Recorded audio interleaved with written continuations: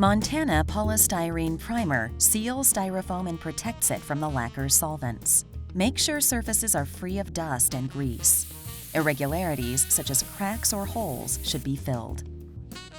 Remove the safety ring by removing the nozzle and turning the can upside down, allowing the ring to fall out. Shake the can well for 2 to 3 minutes. Example of a non-primed polystyrene object which is being lacquered. Apply Montana Primer Spray at a distance of 20 centimeters from the surface. Apply in multiple layers, at least 2 or 3, alternating between vertical and horizontal application. Allow at least 5 minutes drying time between layers. Use 5 coats in order to seal holes in coarsely textured polystyrene.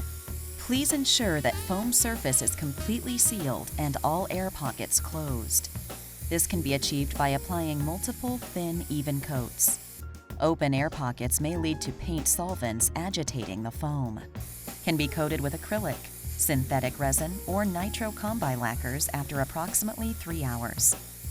Montana Polystyrene Primer.